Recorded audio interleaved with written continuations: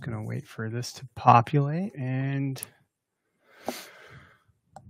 we'll do what we do, which is usually not knowing what to do. You don't know what to do with your hands. Never. Yeah, that's not a thing. Okay, come on. Oh, it's still not there. Patiently awaiting. There it is. We're just there we are. Couple awkward dudes. Let's do it. Let's do where's the volume? Let's do the thing. You got it? Here. All right. This is the Okayest Hunter podcast. Never pass on shooter bucks, because that's just meat in the freezer. It's your tag. You hunt how you want. This is Okayest Hunter.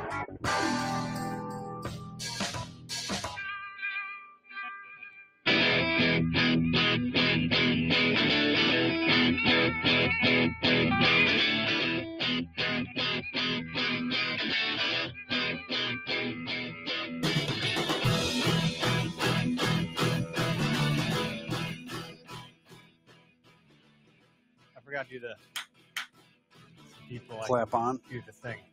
Do the thing. I could do like this. Couple claps. Really get it going. Welcome to the Okayest Hunter podcast. Coming at you from Oconomowoc, Wisconsin tonight. Greg is finally back in studio. It's good to see your face. It's good beard. To not be sick. Look at you. You're here. You're here, not on a screen. I can punch you in the face if I want to. I mean, I would never punch you in the that. face, but I won't. About your face. I just want to punch it. Thanks. Face only a mother could love. You got a face for radio. Face son. for radio, buddy. I tell you. You got it. Well, I don't know where I am. I don't know what to talk Oconomowoc in your basement, Wisconsin. It is nice out. Hey, 52 degrees, sunny today. It's been a busy Feels day. like March weather.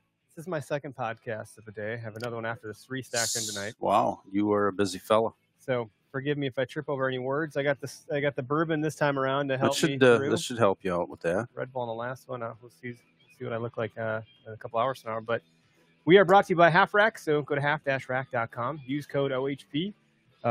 They have some fun new products hitting the market. I mean, if you look in the studio, if you ever watch on YouTube or live, we got the hunter hangers all over this place, holding up, microphones and headsets and saddles and bows. We got it holding up the bear bow there with the new bear sign. That's kind of neat addition. I finally found a good way to stick that thing to the wall so it wouldn't fall. Nice. It took me 2 days to figure that out. Got some command tape. That's a thing.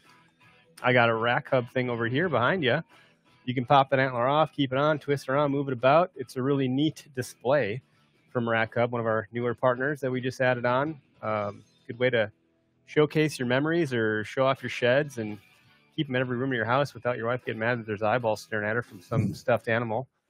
But it's not to diminish the stuffed animals. Obviously, we love those as well. We got a couple of them in here, but it's nice to have options and budget-friendly ones at that. So pretty neat there. And Spartan Forge, boy, oh boy, I don't know if you watched or saw what they did at NWTF, but they were showing off a new feature, a chatbot that's coming down the pike, and it is impressive. So be sure to jump on their platform. Get 20% off.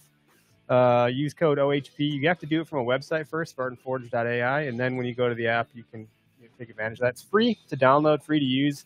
Obviously, you want to pay the subscription. You're going to get more bang for your buck and get more out of it. So definitely check it out. Same thing, Rack Hub. Use code OHP if you want to save some money on. We got a couple other versions here. Greg's going to try out, and Derek's going to try out. So the one I have on the wall behind Greg is just a single antler one. That means I actually have to find sheds. Yeah, you better, man. It might actually mean I have to get out this year and look for some. Derek's finding them. So, well, Derek, that's second nature. That's like telling him to drink water. Find sheds. Oh, I found okay, a shed. no problem. Look, another shed. Oh, a piece of candy. Yeah. Oh, look, a piece of candy. Pretty much. Mm-hmm. That crazy guy. What else? I'm trying to think. Oh yeah, so we're going to be at the Wisconsin Dells Open Season Sportsman Show, March 22nd to the 24th, booth 1718, I think. Wow, I'm surprised that just all came to my memory like that. Greg won't be there because he's a bitch. I'm just kidding. Whatever. And Derek won't be there because he's a bitch. We're just going on vacation without you, and you're a little pissed off about it. You know what's sad is like you got a little sand in your shorts about it. It's not me. It's everyone else that's like they don't care about Eric. They care about Greg and Derek. So they're like, "Where's Greg? See, Where's and Derek?" here's I'm the like, guilt trip. and I'm like, Here we go. sorry, they're not here, guys. Is You're that all you stuck got? with stupid me. Your shit is weak. I'm not mad. What else have you got? They're mad. Y'all are mad. What right? else have you got? No, nobody's mad. I mean, I'm not mad that I have to sit in 70 to 80 degree weather in the sun with a beer in my hand. I'm really not mad. Yeah, sounds fishing in the Gulf of Mexico. I'm really not mad about that. I'll be in a trade show room with beer in hand, talking to people about deer hunting. Just don't get sick again, okay? Yeah, that sucked. I rode home with a fever. That was terrible. That was awful. Hopefully that won't be a thing, but I think that's all the stuff. Oh yeah, actually no. So Latitude, if you look at the screen, they have a new logo. It's really small, but you can see it. And the products coming down the pike from those guys, y'all are gonna just drool out all sides of your mouth. Oh yeah. I'll leave it be because like certain things can't be announced just yet, I don't think. But their knee pads, I know you have a pair. They modified them. So now there's two parts to it. So when you walk, it jostles, so it doesn't stay stiff on your knee. The way that you strap it on your knee, they don't clink any longer. It's like I didn't think mine made a whole lot. I mean, I never had any issues with mine. Some people must have complained and they listened. And then there's double the padding, and there's some other features here too that I was looking at and talking to them about before I record the show here for recording. And now I'm forgetting some of them, but lots of new benefits into just some simple product like a knee pad. And I use some cheap, shitty store-bought ones from like, Home Depot or something. And I hate them. They're not good. They're not that good. And you use the Latitude ones, and I think you've enjoyed them. I'm probably gonna get myself the new mod, the new version, and be a bit more comfortable in the tree this year. And silent. The ones I have been running from the store are just Velcro, which is terrible. I don't recommend that. But we do have a guest with us today. Nick, how you doing? I'm good. I'm getting blasted in the face with sunshine here. Yeah. Not a just pouring on. You're getting some vitamin D during this podcast. That's fun. Well, Nic De Castro with LandTrust. You've been on long ago when we were Where to Hunt, I believe, which would have been like. I was going to say, I believe we talked to maybe or 2018 somewhere. Yeah. Would have been 19-ish. I think I started LandTrust in 19, so it must have been like basically right then. Oh wow, you started in 19. So what's? I guess walk us through. You're in Montana, but walk us through how did it start and how has it evolved? What's changed since then? More people actually know about us, so that's a good thing. But you guys have messed around with businesses and getting them going and taking something from an idea to actually putting stuff out there. So yeah, it's been a journey for sure. I think the vision hasn't changed a lot. It's opening up access to private lands for hunting, fishing, other outdoor activities through a marketplace. So that's kind of always stayed the same, but certainly we've grown to about 1.5 million acres in 40 states, and we're just working hard every day to make sure we create a lot of opportunity for both our landowners and sportsmen who use us. There were a lot of people launching products like yours in those early days of like the 2018, 2019. I think a lot of them disappeared. And I understand that some of them may have disappeared because of the insurance coverage or like economics or model that surrounded that. And you've stayed, you've lasted, you've overcome. Like, I think when I talked to you back in 2019, you were doing a lot more with like ranchers. Yep. And maybe that was a more sustainable model to help you. Like, you need money from one entity of the business to build another. It's really interesting because you almost have to rob your cash flow or starve your cash flow from one entity and then place a bet on the table to pop it into another to see if it'll grow. And it's like you're placing all these bets to see what'll happen. And it's really interesting. I'm curious to hear more about how you've progressed. And like, you have a few properties here in Wisconsin. You have a few in the Midwest. Like, that's where we are based out of, obviously. Are there states you're stronger in from like a hunt perspective, or like maybe talk about some of the trips that people book? Yeah, for sure. So we're headquartered up here in Montana.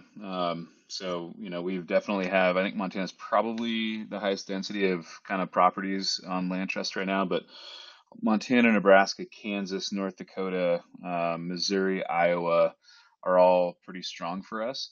I just got back from NWTF. We were talking about before we hopped on here, and I'm excited about the South and the Southeast. I think there's just so much opportunity. It was incredible how many landowners that I feel like half my conversations there were with landowners who are all like, "Yeah, we're looking for stuff like this to do with our ground."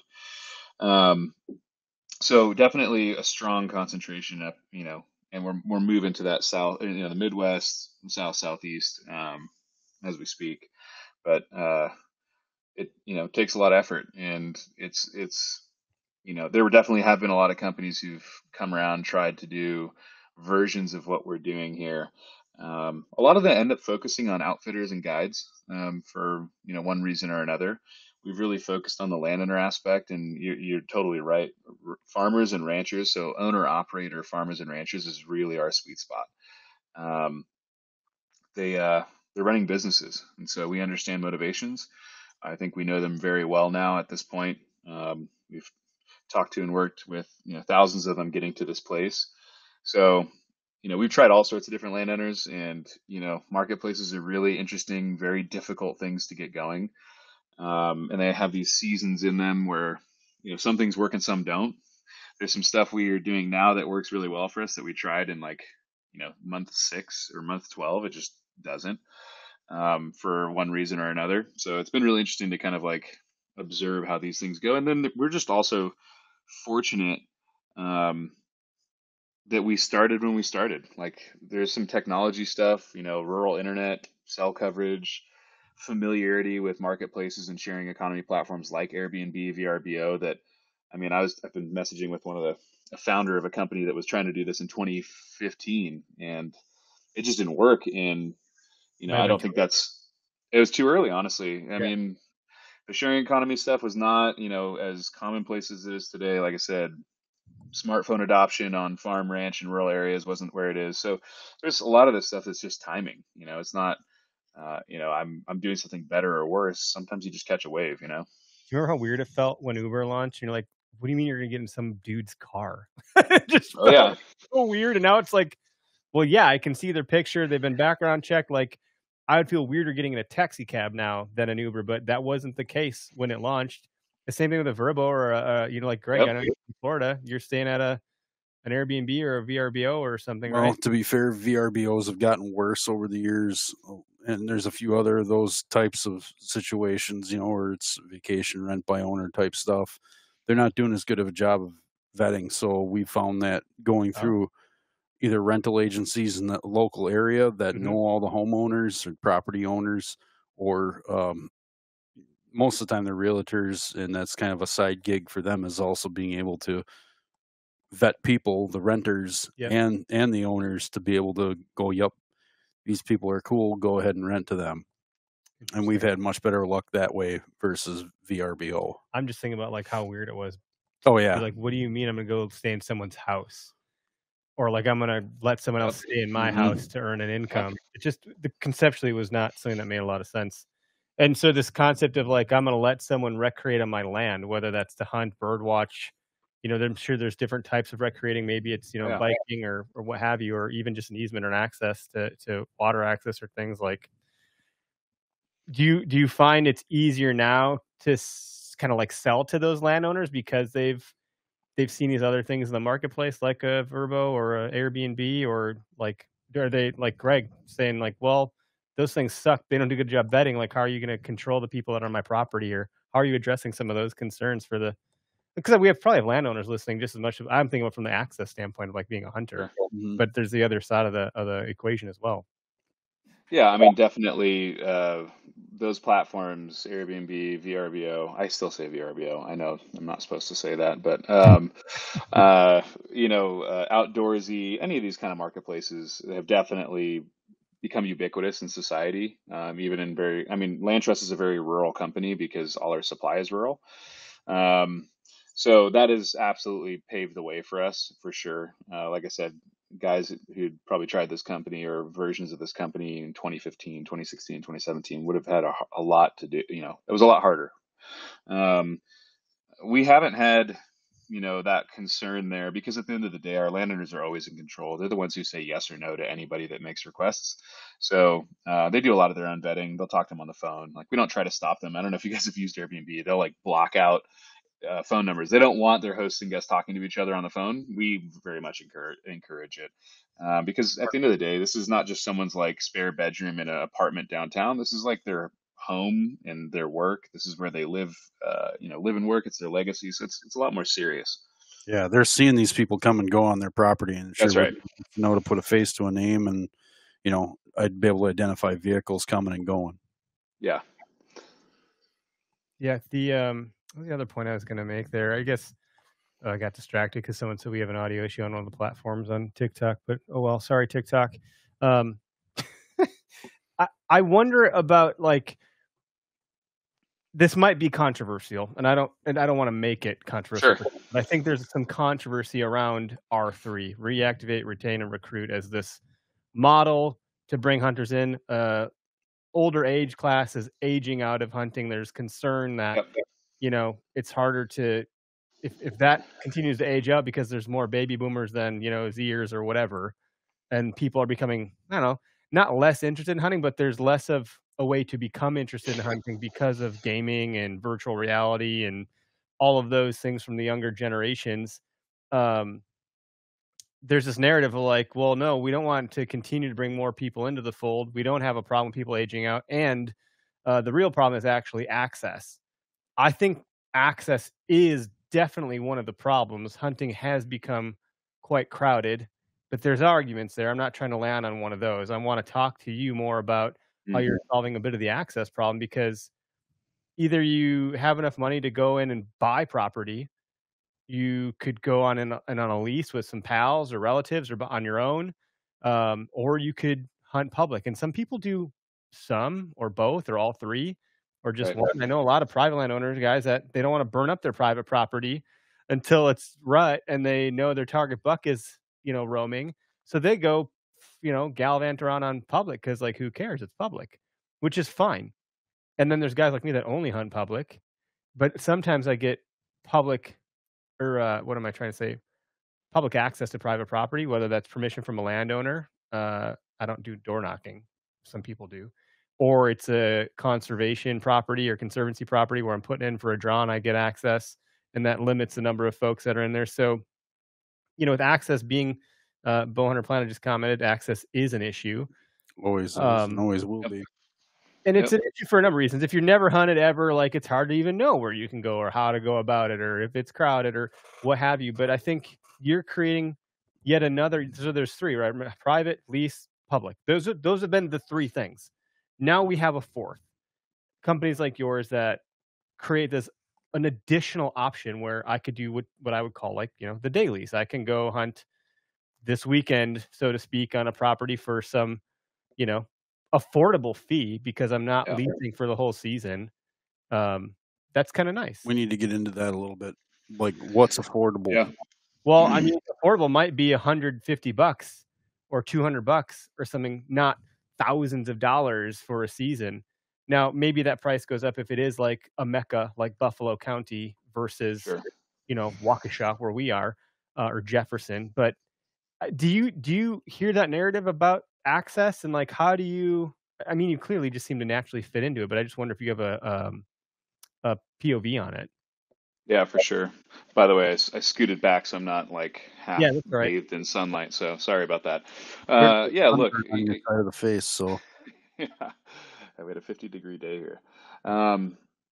We kind of refer to this as DIY private, right? So it's as little as a day. It makes it, look, I don't have enough money to own ground specifically to go hunt. I don't have enough money to lease ground to go hunt. But I could pay for a couple days here and there for something that I'm going to use. And so I think a majority of the market is probably in that, like, owning ground to hunt is a very small percentage, and I'm envious. Like, hopefully one day I can. And a lot of people, leasing ground, like if you wanted to go, hunt turkeys in Missouri, it doesn't make a lot of sense for you guys to lease an entire property for the entire season, because you'll go for like 3 days, 5 days. It's like, all right, well, but LandTrust makes it really easy, especially for non-resident, people who are going to travel to other states. Yeah, you mentioned door knocking. That's still absolutely an opportunity. It's pretty low conversion rate, I feel like. Very And a lot of guys, I mean, look, guys, I got 3 young daughters, 4 and under. I got, a wife. I got a company. I don't get a ton of days in the field, and when I do, I certainly don't want to spend them knocking on people's doors and getting said no, eight, nine times out of 10. So, and the other piece for me is public is an awesome resource, and we have a lot of it out here in the West. Um, but the precious time that I do have to go outdoors, like the enjoyment for the outdoors for me personally is just being disconnected. I'm sure you guys feel it all the time. Like you're on your phone right before trying to grind through some work. Like it just is what it is. So I go outdoors to be in nature, unplugged, leave all that stuff at home and at the office and either by myself or with my friends or whoever I'm with. And I don't really want to go to a trailhead with 30 trucks. It's just not like that's stressful to me. And it kind of defeats the purpose of me going outdoors. And by the way, I'm not some like big buck killer at all. So I go outdoors because it's fun. I like to do it all. Um, yeah, so we definitely fall in the spectrum. I think it's awesome. Public land is amazing, and like I said, in the West we have a lot more of it than most of the country. Like a majority of the public land is in the Rocky Mountain West. Um, but there's that. There's government programs like Block, WEHA, WMAs, all that stuff. That's all great. The government's trying to incentivize private landowners for access. Then we kind of fall in that, private market space. So access really is going to be kind of a three-legged stool. There's going to be the government, there's going to be the nonprofits. So guys like Pheasants Forever, and they do work and habitat work on private land. And in order to do that, they require public access. That's great. And then there's going to be the private market, which is stuff like LandTrust. My belief is that you'll get, just like in most other categories, you'll get most of the scale out of the private markets. But the government and the nonprofits, non-government organizations play a big role. Yeah. Well, and I don't know, being like if you own land or what have you, you could. I don't mean to speak of it in a way that like would say, well, if you already own private land, you're already on a lease, you could also still do what you could still join LandTrust from an access standpoint. Like you could maybe it's in an area where like that there's good buck density or whatever you're after. Like, oh well, shit, I can go hunt this piece. There's something really special about being on property and knowing you kind of have it to yourself. Or Yes. do have it to yourself. That's a different feeling than being on public and going, I might bump into someone. Like if you're on a private piece and for the most part, like assuming no one's trespassing, you're the only one there. It's like, I got some room. It's like getting on a plane and like, it's fun, man. Fill this thing to the gills. Like I could pick a different seat and this feels nice. I can stretch out. I can put my leg in the aisle or I can sit in the window. Like it just feels different when you have it to yourself. And I think that all in of itself is a really attractive feature of LandTrust. But I'd like to hear. Yeah. I'd like to hear kind of what's the roadmap for you. I don't know what you're the bottom line here. You're the CEO. I don't know what you can or can't share in terms of like what you might want to let a cat out of a bag. But are there things on the roadmap that would be helpful for hunters in addition to access? Are there other things you're baking into the app or to the program? Sure. Yeah, look, we're gonna have some cool things coming out this year. For listeners out there who haven't used LandTrust before, I mean, it's a very familiar platform. Like if you've used an Airbnb, a VRBO, et cetera, it'll feel familiar, right? You can search by species, by state, by locations. You can look at listings and photos and read about descriptions and amenities the property has, lodging that the property might have, all that stuff. And see pricing, and you can book with a credit card. We just rolled out buy now, pay later last week. So now you can book trips and pay for them over time if you'd like to. We have a lot of people who want to book big trips, maybe a year from now. And it's nice for them to be able to say, cool, I'd like to book that now and pay later. Trip insurance. So we want to make it a really modern experience. We are going to be rolling out probably actually the first podcast I talked about this on. We're going to roll out a premium subscription in March. So when in March, TBD, but probably later in March. And so that's for I think we're going to call it LandTrust Plus, and it's going to be a pretty cool thing. You're going to be able to follow properties. Like we have game cams. I mean, we have, I don't know, hundreds of game cams all over the country on our properties. And so we looked at kind of like a feature set of like, hey, what do we as employees at LandTrust, what are these cool benefits that we have that no one else has, which is we hear from all the landowners. We see game cam photos as they stream in because there are accounts, all that stuff. We know when new like awesome properties are coming on the platform. So we have all these kind of like insider things. So we're going to start to productize that and allow people to follow properties. They'll be able to see, game cam photos are updated, or landowners posting updates like, hey, I was just out in the field on the tractor today, saw like 5 groups of turkeys over, in the corn or whatever. Just kind of like more of a feed. You'll have some early access. So, it might be, X amount of days when a new property comes on the platform, LandTrust Plus members will have access to that. But yeah, we're going to roll a handful of features out like that. Our product roadmap is robust. Our engineering team is doing a good job. But yeah, we want to make sure that we're giving people the most confidence to book, to book properties, whether it's near their place. Like I'm literally looking out the window at a couple of our properties here along the Gallatin, or if it's something they're looking at across the country, and to feel confident to make those bookings. Well, to speak to like something across the country as it relates, like planning a trip to travel has a level of stress just inherently in it because there's some unknowns, and that's part of the excitement of traveling and so forth. But adding in hunting is a different component. Like, how am I going to get my weapon of choice there, whether it's rifle or bow? What about tags? Like, if I'm going to go hunt Colorado, like I got to put into there's like a number of prerequisite things that have to fall into place for it to then get booked. Like, I need to make sure I have my tag. I need to make sure like I can get my stuff there. I need to make sure there's like, do you, how have you dealt, how's your platform dealt with people doing more like, I've been very nucleus about this conversation so far. I've been very selfish about like, other properties in Wisconsin. Can I go hunt them for a good fee? And that's what we call like the local spot. Just like in our parlance, we call those like the local spots. And then we have like the hunting vacations, which is what we're talking about now. Yeah, and that's a different narrative, I think. So if Greg and I are going to plan an elk hunting trip in Colorado, for for example, we got to get some OTC over the counter tag. Wow, over the counter. I said that wrong, but I keep surprising myself tonight. Must have been that Red Bull on the other podcast. But give you wings. Like if I put in a tag and I don't get it, like, and I've already booked my, it's not necessarily a stay. Maybe it is. I guess I should be asking. I'm getting ahead of myself. If I book a trip through LandTrust for a hunt, are there cases where I'm booking a stay and access? Of course, yeah. And if it's not a stay, do you provide like kind of like a kayak, like, oh, you can also get your car and you're book this and book that? Like, do you feel as though you're turning into something more that would provide amenities above and beyond that are cohesive with what you're offering? Yeah, well, it's a great question. So yes, so LandTrust is all about do-it-yourself access to private land for outdoor recreation. Hunting is like by far the big activity for us, but people are booking fishing, shed hunting, foraging, farm and ranch experiences, all sorts of stuff, right? So it's about access to private land to do outdoor recreation. Now, a lot of our properties do have lodging components. So whether that be, hey, we'll allow you to tent camp on our place, we'll allow you to pull an RV onto our place. We have a cabin, we have a full-on house, like all that stuff. So there are kind of a range of lodging capabilities, and we are going to be doing some partnerships, for wall tents and stuff like that. So for our properties that don't have any sort of lodging, like we can get lodging components on those places.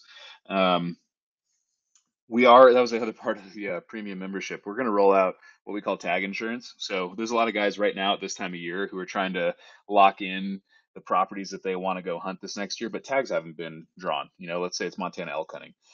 They'll get drawn in April, but they're like, man, I want that place. Like, I'm pretty sure I'm going to draw because I got my points and all that stuff. So tag insurance will, afford for a full refund if you do, book today before the tags have been drawn and you just don't draw for whatever reason. So then you look on, it's funny, you asked about the roadmap. We are going to roll out kind of like a nationwide OTC resource for people. It'll probably be a little bit later this year, but it's a ton of work, man. You're having to go through all these state fish and wildlife program PDFs essentially. So unfortunately, AI is not super good at reading PDFs. We've tried, and basically listing out the actual over-the-counter opportunities. I mean, today if you Google search OTC, mule deer tags, you get a bunch of blog posts. It's not that helpful. I guess it kind of like, hey, you could do it in Nebraska, and you have to go and do all your own research. We're going to be productizing that into a resource that anyone can kind of access. Does that Yeah. compete with something like a hunt reminder, or Hunt? Would you be like, I think Hunt Reminder has an API that's like public, or like you could buy into or get a key for. I think from my understanding, they have kind of combed all that and made it an easy to, but it's more like, here's when it is available. I don't know how much of a solution they have, but I don't know of any. So you talk about like tag insurance. I don't even want to get into. I would. What I'm trying to say is, God bless your soul. I wouldn't want to like figure out the logistics of how to build that out. Good for you, because I think there's a need, and when there's a problem in a market, like, hey, you can provide a solution. But shit, that's a lot of work. Can't even. Yeah. Hey, this is all hard work for sure. There's no doubt about it. And yeah, look, there's reasons we're building this stuff. We represent a supply, and when you talk about hunting is obviously regulated. It's regulated at the state level, so every state has their own regulations. Right. So we're not doing it necessarily. Like, we like the Go Hunt guys a lot. We talk to those guys. I actually met the Hunt Reminder founder at SHOT this year. Alex. Great guy. Yeah, we're not doing it to compete in any way. We just need to do this to understand our own inventory. So it's like, hey, we have a new ranch in Montana, or a farm in Missouri, or whatever, who has supply inventory. They want to offer elk hunting or turkey hunting. We need to know what the regulations are for that, because I need to understand what inventory I have so I can match demand to it. So it's really not like, I'm not doing like, oh, I want to go compete with Go Hunt or Hunt Reminder. I'm just doing it because I need to understand my actual inventory and how we can match demand to it. The byproduct is, yeah, sure, I guess we might end up competing in those spaces, but it's not like an intentional thing. It's just like, it's natural. It's not a bad thing either. And for the record, there's a saying that I fell in love with recently, that competition is for the bottom, collaboration is for the top. Yeah, totally. That's absolutely right. And like I said, we talked to the Go Hunt guys. Those guys are great guys. They have a good product. They have really in-depth research. For us, it's more about unearthing over-the-counter opportunities. So, it's like, hey, there's a lot of people out there. We get so many calls. Someone just wants to come from Mississippi, Missouri, wherever, the Midwest, to come hunt elk in Montana. It's not that they need to kill a bull. They just want to go on the experience, like go to Montana and hunt elk. Now, it could be a cow. They'd be stoked on that. Well, there are over-the-counter cow opportunities that you do not have to draw, and we have a bunch of properties that you could go do that on. So I need to be able to surface the fact that you can do this. It is over the counter, and here's like 6 properties you could do it. So that's why, that's kind of the impetus of why we're doing this. But yeah, I think it's pretty cool. Like, I mean, that would make you a destination for me going down that planning trip. If it's like, hey, I've 3 kids under 6. They're all born in September. There we go. So they're all September kids. So like, September, I might never want to go elk hunt. I don't know. Maybe until I'm not sure. But if I were to plan it, I would certainly love some assurances like, yep, I didn't get drawn. But if you say like there's some insurance on that, or what have you, like maybe I can, see those dollars come back my way. But, and put it in for next year. Cool. Like, what a great. I don't know that there's anybody doing that. I mean, certainly, like you mentioned, it's not like ChatGPT is going to figure it out for you. You got to go do the work. Yeah, so we're going to do the work for you because it makes sense for the entire outdoor economy. If you think about it, gear, licenses, even service providers like guides, outfitters, it all, I would argue, content, it all revolves around what? Going on trips. LandTrust facilitates trips. Like, we're a trips platform. Mm-hmm. So, you think about, gear and products and all that kind of stuff. It gets pretty interesting when I know exactly what you booked, right? You booked a 5-day elk hunt in White Sulphur, Montana, for opening week of rifle season. Oh, I don't know. That's pretty interesting information. You probably, you're from the Midwest. You might need a pack. You might need these different kinds of boots. You might need X, Y, and Z. Do you need lodging? You can wall tent it. Hey, you want a side-by-side? Hey, Polaris or someone like that. So it starts to get really interesting. You kind of asked about that earlier about like kayaks, like, hey, do you need a rental car? Do you need X, Y, and Z? Yep. There you go. For Yeah. the hunt and outdoor rec space, it's a little bit different, right? But it's the same kind of concept. We know you just book this thing. Here are a bunch of different things that you might want to have added on. You might have it already, but if you don't, Well, it just might like be a any good type, idea. I go to the Boundary Waters. It's like, do you want to how DIY do you want this to be? Because we have Yep. tiers, packages, and so forth. Like, you don't want to bring a cooler wheel, we can have one of those for you. You don't want to bring this, we'll bring that, or whatever. Like, then you can kind of, you know, over time you might gain confidence having taken such trips, and then feel more comfortable That's too right. fully after yourself. I really think we talked about rack up, and I got a shed on the wall. It's the only shed I ever found in my life, and it's half eaten by a squirrel one of the times. But um, you know, if there's properties in Iowa that have never seen any foot traffic from another person other than that landowner, and that landowner give a shit about deer, maybe he won't let me hunt them there, but gosh, could I go walk it for sheds? Like, Oh man, we've could got you, some. Speaking of Iowa, we've got some shed hunting opportunities there for 200 plus inch deer. that would Yeah, be so cool. absolutely. And sheds are beautiful decor. I love having them around the house. I got a couple from some buddies that had moved, and they actually moved back. I should ask him if he wants some of his sheds back, but I have a couple here. But the only one I have on the wall here is the one that I actually found myself. And then, and you talk about like fishing. So there, the driftless area here in Wisconsin has some incredible trout fishing, but access and easements are not. I don't think there's too many of them. And if there are, they probably get hit. It's a destination area. Are there properties Yeah, on us that would be lucrative to look at for a fly fishing trip? So then I have a summer spot to go to. Like this, it's pretty cool, man. yeah, What you and look, the thing I started because I wanted to use it, right? I'm a hunter fisherman lifelong, and I just found myself needing. I'm like, hey, we have a ton of public land in Montana, but I would love to go on one of these ranches that has a mile of the Gallatin and just fish by myself for the day, or hunt or whatever, right? And I'd be happy to pay the landowner for it. What I have come to over the last almost 5 years now is I'm extremely passionate about our supply, because our supply is almost all multi-generation farm and ranch families.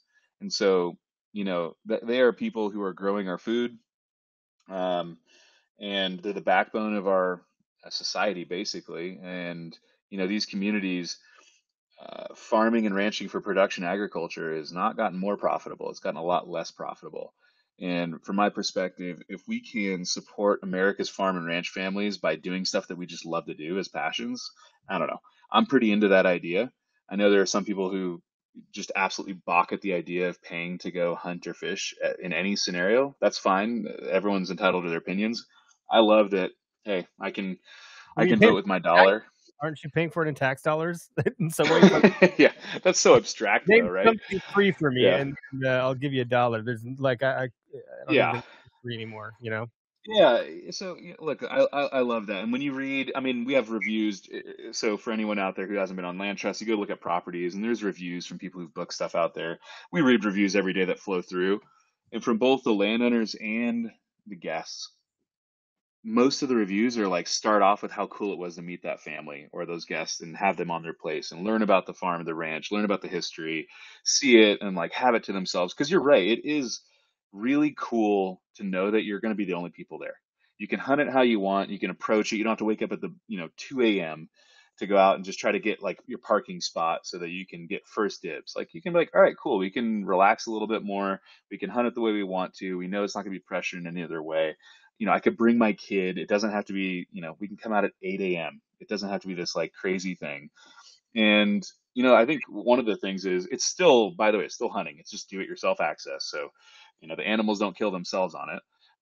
But as we all know, if you've gotten the if you've gotten the opportunity to hunt, private farms or ranches, you probably do have a pretty good chance of seeing animals.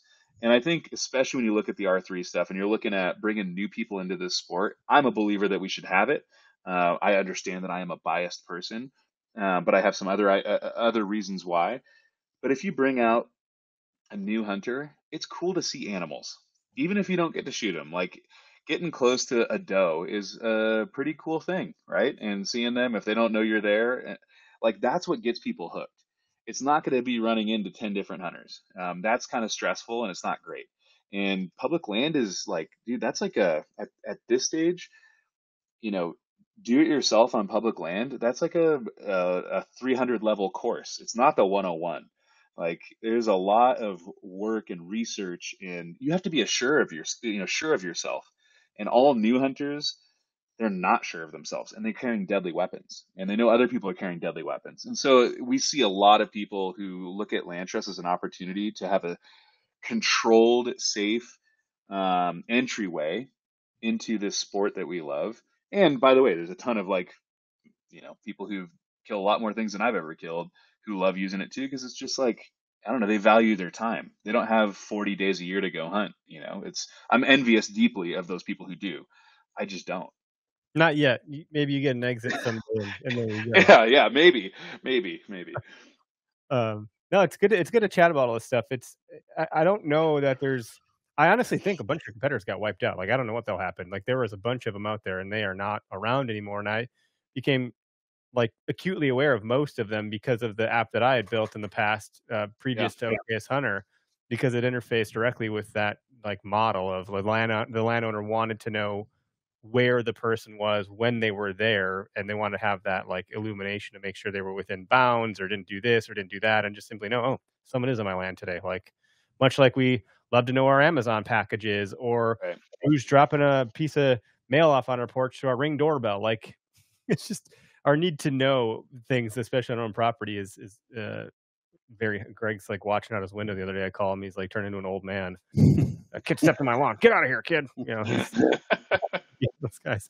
But he'd be just the same person to let someone, if he had a bunch of land, help them come onto the property to go experience something like the outdoors in whatever capacity they wanted, so long as they were ethical and moral in their approach. And well, when you have unethical neighbors that like to leave garbage all over their yard and let their dog crap and piss all over your yard and not pick it up, you turn into the crusty old man. I love it. There was a time I went hunting with Greg, and we were hunting out of the same tree, and some guy was out hunting without blaze orange pheasant hunting. He's like, "Hey, where's your blaze orange?" It was great. The guy's like, he didn't even know we were there. It was pretty epic. My thoughts. I like they come and they're popping off like too fast. They're jumping out of my mind. But I did have another thought there. I don't know. There's so many opportunities. I mean, turkey hunting's right around the corner. So, like, do you highlight properties when you talk about the landowners that are going to be sharing whenever this comes to market? The features that you're talking about on the roadmap of trail cam picks and so forth. Could I target properties on your platform that might be better for shed hunting, for turkey, for deer? I mean, obviously, anything in Iowa might be good for all the above, but just in general, like if that landowner knows, oh yeah, we got a ton of rafters on our property, come and get them. Here they are. Can I factor down like that? Does it work that way, or will it? Yeah. So look, this premium membership, we're going to start testing it internally next week. So we'll be testing for a few weeks, make sure. I'm sure there's some bugs in there. We'll fix them. Maybe not all of them. So we always listen to our customers every day. We talk to them every day. But when you find properties you're interested in, you'll just start following them. I mean, it'll feel kind of like social media, only it's only cool stuff and none of the other stuff, right? It's just like following properties. I mean, think about just being able to, I don't know, have a direct line to landowners in your region and all over the country, and just understand what's happening on properties.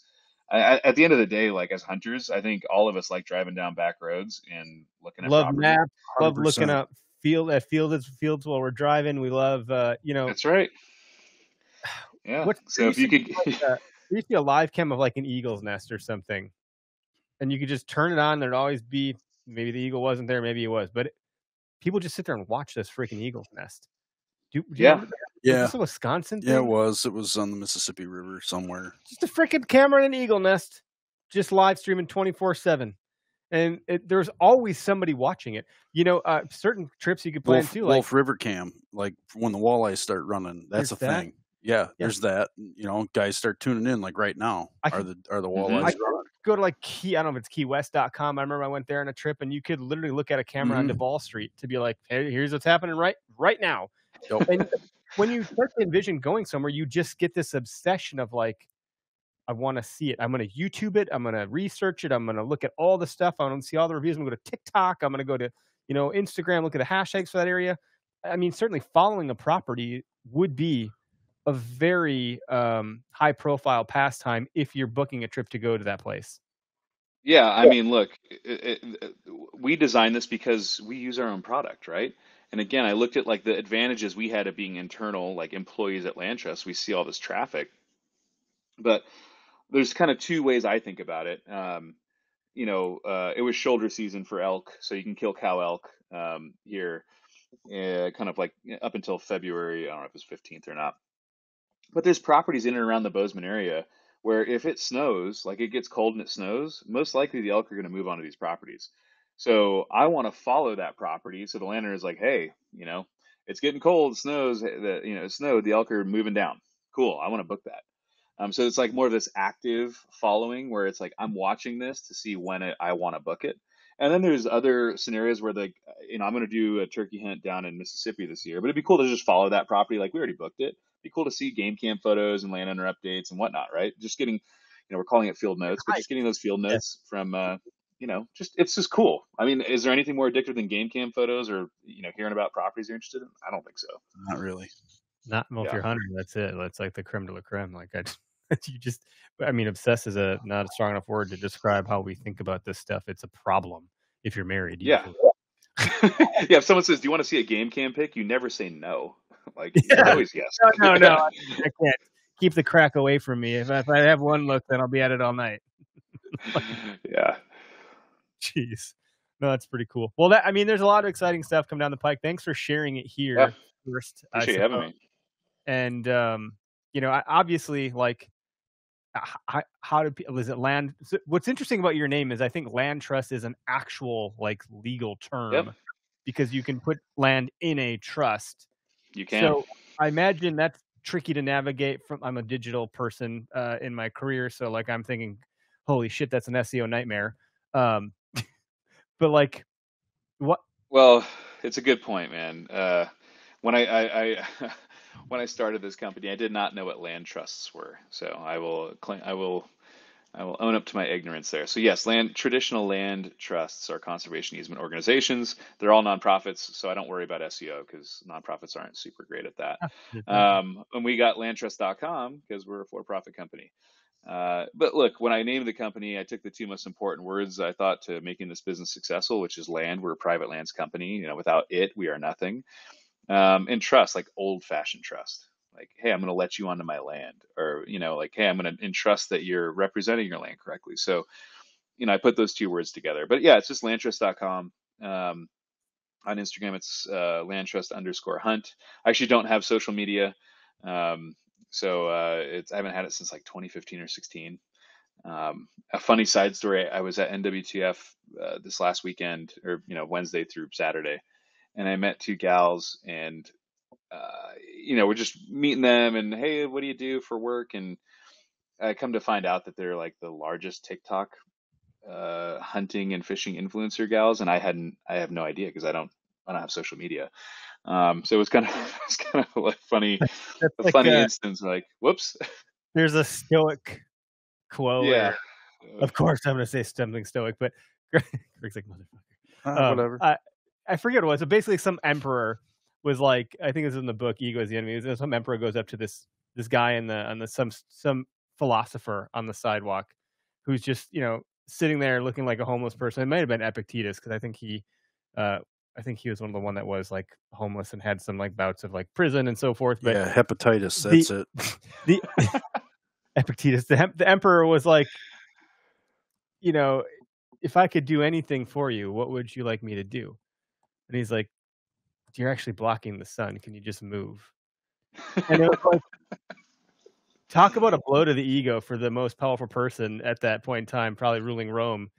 Is like, I just told you I can do anything for you, and you just told me to get out of the sun. Like, Jesus. So like those girls are like, you don't know who we are. I felt pretty foolish, especially in that venue. Like, apparently, obviously everyone knew who they were. Like I just didn't. And who were they? Did you get their names? Do you remember who they were? Yeah. I actually have one of their cards here: Macy Watkins and Maggie Williams. There you go. Yeah, they're pretty influential. I know that now. I didn't know that then. Sorry, gals. I apologize. I was like, I'm so sorry. I don't have this stuff. The company does. The company has social media. We just don't. I just don't personally have it. I think one of them's dating Slade Johnston. Yeah. So I was talking to Slade. Yeah, Slade was. Slade and I have known each other for a few He's in years. the real estate side. Yeah, I'm assuming you probably know him. Yeah, Slade's he's a great guy and a very nice guy. And I just I guess I made myself look like a bit of an ass. Well, I think it's humbling for folks. Well, if you're not on social, you don't know. And there's a lot. I think I met a Green Bay Packer once when I was a kid, and he was intentionally trying to like not look like an NFL player. They were staying at some hotel, a whole bunch of them, like back in the heyday of like the Super Bowl winning Packers of 1995, I think it was. And I was like, oh my God, you're, whoever, Andre Rison, I think was who it was. And he was like a big deal to me, but he was just chilling in the hot tub, and he was happy to like talk to some young punk kid and say, good to meet you, and I had no idea. And it's pretty neat sometimes it's cool to not know. It's like a little bit, you meet the person better than. Yeah. Anyway, random stuff. But the reason about the LandTrust thing, I was like, oh, what's the website? Where can we tell people to find you? But it's LandTrust.com, and I appreciate the explanation around the name. That is cooler than what I anticipated it being, like this other play on words. So no, that's it, man. It's I'm pretty literal. So, and like I said, it's I'm competing on SEO with nonprofits. So we I don't know, we compete pretty well on that. But yeah, so anyone who's interested, look, we're a organization of real people. There's no AI chatbots or anything like that. Like, you can call us if you see stuff you're interested or you want to like understand more about it. The website's not clear enough. Like, hey, look, our product is good, but it always can be better. So just like text us or call us. And there's real life people that sit in this office I'm sitting in right now that talk to customers all day, every day. So if I am door knocking and I really, really want to get on this property because I know it's holding, can I tell you about it and you'll turn into my salesperson for me? I think we should really probably, Nick. Like, let me tell you how good it is. Probably. It's funny though. We talk about this often. So what I would say is, even if this is marginally interesting to you, I would say create a free LandTrust account, because in the account creation process, we ask you what you're interested in. If you say hunting, we ask you what species you're interested, what state you live in, what state you're interested in. And then we let you know every single time. So if you said mule deer in Nebraska, the moment we get a new mule deer in a Nebraska property, you'll get a text or an email from us. So we literally are scouting for you around the country 365 days a year. Well, much that's like free. That's handy. Much like Uber was a chicken and egg problem when they launched. Like, they needed drivers and passengers to convince the drivers and the passengers. Right. It was a really interesting scenario. Same thing with, obviously Airbnb and so forth. And so I imagine if you get enough folks from Wisconsin signing up, you can now go to the landowners and pitch and be like, hey, look, we have a demand or supply like we don't have supply for the demand. Do you want to open up property here? Do you want to allow access? We have a number of folks that would love to access your property. You could pull in some extra revenue, pay bills, make ends meet, whatever, by just letting some folks go sheep hunting or turkey hunting or what have you. Yep, absolutely. And I would say, just for folks, as opposed to leasing, where whoever leases it basically has obviously exclusive access to it for the year or 2 years, however long the period is. When landowners list with LandTrust, they still retain all the control. So we'll see $1 bookings come through the platform, and it's like a landowner letting the neighbor kid or a friend or someone that door knocked come on their property. They just want them to book it through LandTrust because there's insurance coverages and calendaring and all that stuff. So they want to make sure it's blocked out. But it's a very different thing. It's something we've heard a lot of our farm and ranch landowners say is, yeah, we've leased in the past, but honestly, like, they didn't like that because they sold a property right away. So when they leased, they couldn't use it themselves, their friends, their neighbors, their business partners, whatever. They couldn't just say yes to people. So I would say that, with LandTrust, you don't have to worry about like, oh, this is locked up. It's not locked up. The landowner still has the control. They can black out a week for their friends or family. They can let the door knocker, if you're a really good door knocker or you got a cute little kid, like, they can still say yes to all that stuff. So it's not just like locked up. As a tool, if you are a door knocker, like, hey, if you sign up for this program with me, you'll know when I'm there. You can block it out, or the insurance part will be handled. I think that's a huge selling proposition for anybody door knocking, because that is a question. If you watch Seek One and you see Lee Ellis, like, one of the things I think he's talked about is, the question that he gets back is, well, I don't have, like, I'm not just going to let you on my land. What if you get hurt? Like, he has to do some insurance write-up things or what have you. much like you wouldn't let a contractor work on your roof if they're not insured. They fall That's off. Now right. you get a lawsuit on your hands. So like that is a big, like I wouldn't say yes to a lot of people if I don't understand. Even if I wanted to say yes, if I don't understand the insurance implications, it's a no for me, dog. Yeah. For that reason. So if you help address that, that in and of itself is highly marketable to the hunters at our door knocking as a tool in their toolkit to go knock on doors and say, well, I can address that concern. And here's how. And now it's really easy. Yeah, and if you build that relationship, that landlord can say, "Cool, you can go for $5 today." Like I'll market it, it'll be on LandTrust for $150 a day, but I like you. You introduce this to Yeah, me. like You can you go said, for it's not about the $5 or plastic, whatever. it's about the people. So much like, That's right. I met my wife on a dating app, actually, Me too. but it's yeah, it's like at some point, yeah, you get her phone number, she gets yours, and now you're not ever going back on that app again because they're terrible, or at least they were when I was, doing that because that was before Tinder and all that stuff. So I don't know what it's like anymore, but You were on Plenty of Fish, weren't you? I was on OkCupid. That's what it was. and, Okay, and Cupid on desktop. yeah, and then we took it offline. We did our own thing, and it was like, yeah, Yeah. we don't need to be communicating this to not to diminish your product, but at some point, like, No, well, not at all. now I know you, I can just talk to you here, and we can leverage this as needed. Um, Yeah. I think the goal of like those dating apps is to get people off the app because I can conclude. I'd still love to go back to them and be like, hey, do you want a case study? I got 3 kids, a house, and a wife from your app. Yeah, I too have three kids and a wife out of a dating app. But yeah, guys, like I said, I appreciate you having me on. I would say, and I know R3 has been mentioned. Uh, I have not heard an argument for or against R3 that I agree with. I think if you like to ski, no one's trying to regulate skiing out of existence. If you like to surf or golf or any of these other, awesome outdoor activities, no one's trying to get that thing banned. Hunting is for sure every single day of the year in most of these states is trying to get banned. And there's a lot of countries around the world where it has been banned. So this isn't tinfoil hat stuff. So I am all for R3. We need as many people doing this stuff. The reason that hunting has felt crowded is because our supply is shrinking. It's not that we have this explosion of demand. We don't. You can look at hunting license sale data back to 1950. It's very static. As per capita, it's actually shrinking. It is Excellent. because we are losing 600 acres an hour or something of ag lands to development. So we're losing supply. But I can't stress enough. Like I am super pro R3. Setting aside, of course, I'm the CEO of its company because I like to hunt and I like to fish. But hunting specifically, fishing is not, I don't think, at any risk. Hunting is absolutely at risk of being regulated out of existence. Ethical component to hunting where you're taking a life that it weighs That's heavier on right. people's minds, and if they don't have an understanding of how that life is taken or why, they think life taken equals bad. Let's Yep. ban this. And you see it on social when like how many people are posting as their actual post, this content won't be seen anymore. Like That's right. we took it down. We're not going to share this with your followers. I Yep. mean, the folks out of Silicon Valley clearly don't understand our pastime, which is why we love like the app like Go Wild as an example. It's a good Oh place yeah, to, Brad's awesome. Yeah. and Brad's a good dude, of course.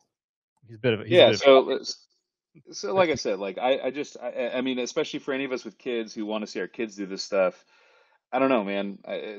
Any of these other outdoor activities are not under any threat of getting banned. Hunting, absolutely. If you don't think it is, you're delusional. It's happening all over the country. It's nonstop fight. It's well funded. We need voters, and you're not going to vote for something if you don't really care about it. At least, from what I've seen. So I am hardcore pro R3. Yes, access is an issue, of course. I'm trying to do something for that. I'm not the only solution. There's plenty of other solutions, but we need hunters because hunters need to vote for things to protect hunting. yeah. We'll just get like we talk about a lot. Like our mission ethos is rooted in sustaining and creating healthy relationships in the hunting community and using kindness as a podium to make it louder and prevent infighting and so forth. And we Yes. can't if we don't get our house in order and all at least row the same direction for some time here. Like we're not going to win any battles outside our house. We're going to lose inside before the battle even gets here. And Yeah. so I think we'll lose at the polls any day of the week. Like if people go to vote on it right now in our country, we are outnumbered by a Yeah. factor of some ridiculous degree or like delta. And that's why I think it's important to get along first so we can like do something productive with this. And I believe in R3 as well. I do hear that access is a challenge. It's good to hear that you're literally doing something about it. I'm working on it, man. And again, we're not a silver bullet. But it takes access is a spectrum, so it takes a bunch of different players doing what they do. There is no silver bullet, but certainly I 100% agree. R3 is a very important thing. Agree. Well, LandTrust.com, I'm assuming the business has social properties, even though you personally don't. It does, yeah. Yes. So I imagine it's under the same name, and folks can go follow along and do their thing there and engage and all that jazz. But thanks for being on the show. I'm surprised we didn't get any callers, but what I've learned about having a guest is oftentimes our callers don't want to be interruptive. So I'm not super surprised. It's not just me. They might not like me, man. It's very possible. I think it is one of those things they don't know how to insert themselves if we're having a good dialogue. So thanks for folks that jumped in the comments and the folks that tuned into the live. We'll get this in podcast land later this evening. We'll tag you and all this stuff and all that jazz. But we'll end the recording for now. We'll have you stay on for just a minute here. But thanks again for hanging out with us. Really appreciate it. Thanks, guys. You bet.